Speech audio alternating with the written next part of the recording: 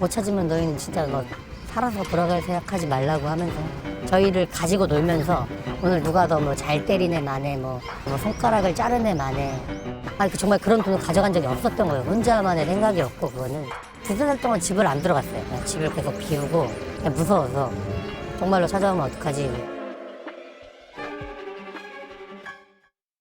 자, 이번 앵커의 픽부터는 우리 배상훈 프로파일러도 함께 하셨습니다. 어서 오십시오. 자, 민지숙 기자. 지금 목소리를 들어봤는데 못 찾으면 너희는 살아서 돌아갈 생각하지 마라. 오늘 누가 더 잘 때리네 마네 뭐 이런 얘기 나와요. 네, 저희가 무슨 얘기예요, 이거? 작년에 단독 보도한 사건에서부터 시작이 됐습니다. 작년에 MBN이 단독 보도한 내용인가요? 네, 방금 보신 피해자의 이야기, 폭행 사건에 대한 이야기였는데 이게 단순한 폭행 사건이 아니었습니다. 1년이 지나서 저희가 새롭게 취재를 해보니까요. 알고 보니 공갈 협박, 또 조직폭력 범죄였다라는 사실이 새롭게 드러난 겁니다. 지난해 2월 한 코인 회사의 대표 A씨가 한 직원이 회사 돈을 들고 도망을 쳤다 이렇게 주장을 하면서 그 직원을 아는 다른 지인들을 감금해서 폭행을 한 사건입니다. 아하. 연좌제처럼 도망친 직원을 찾지 못하면 살아서 돌아가지 못한다 이렇게 협박을 한 건데요. 피해자 이야기 이어서 듣고 오시죠.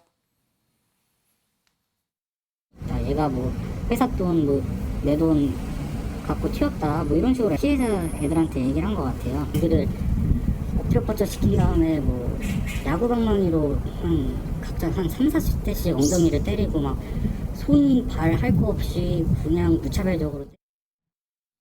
네, 그런데 MBN 취재 결과 이 회사 돈을 들고 도망쳤다는 이 직원, 이 사실은 이렇게 폭행을 한 대표 A씨로부터 협박을 받고 있었던 상황이라고 합니다. 회사 대표가 강제로 차용증을 쓰게 하고 돈을 안 주면 가족을 건드리겠다 이렇게 협박을 하면서 이 협박에 못 이겨 도망을 친 거다라는 건데요. 실제로 해당 회사의 직원도 아니었고 다른 작은 기업의 대표였다고 합니다. 배상훈 프로파일러. 이게 보니까요, 애초에 이 감금이나 폭행한 대표 구속영장을 청구를 했었는데 이게 기각이 되면서 피해자들이 상당히 좀 불안에 많이 떨었다고 하더라고요. 감금하고 폭행하고 이랬는데도 구속영장이 기각되는 사례가 더러 있는 건가요? 어떤 건가요? 사실 이 사건 같은 경우는 상당히 이례적이죠. 이례적인가요? 문제는 이제 구속영장의 발부 요건 자체가 주거 부정. 근데 문제는 이런 범죄의 회사 대표들은 직업이 확실하고 주거가 확실하다는 겁니다. 오히려 기존의 조폭들이 이런 합법적인 위장 걸 만들어 갖고 무엇인가를 하게 되면은 오히려 주거가 안정돼 있다고 역으로 이렇게 되는 이 부분이 사실은 뭐 정관예우 뭐 이런 얘기도 나오지만은 핵심적인 부분은 이 기존의 조폭들이 이런 방식으로 합법적인 걸 가장해서 만들어가는 이런 부분에 대해서 서울청에서는 심각하게 생각하고 있는 거죠. 저 방식은 기존의 조폭의 방식에서 탈피해서 쉽게 말하면 화이트 칼라 재산범죄로 넘어가는 그 단계입니다. 자, 그리고요. 이번 협박, 감금, 폭력이 가담한 사람이 한 15명 된다고 아까 민수 기자가 설명을 해줬는데 여기 보니까 공무원까지 가담을 했다고 해요.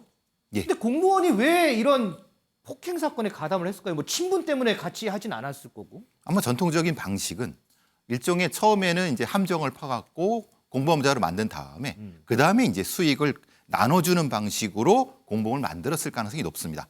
애초 처음에 공범이라기보다는 그 가능성을 사실은 염두에 봐야 될 것 같고요. 그러니까 폭력의 공범이라는 것이 아니라 전체적인 이 업체 형태의 수익 구조상의 폭력이랄 가능성이 높습니다. 큰 그림에 이제 가담을 했다. 그렇죠. 그것도 사실 중요하죠. 왜냐하면 범단으로 처벌할 가능성이 높기 때문에 그렇습니다.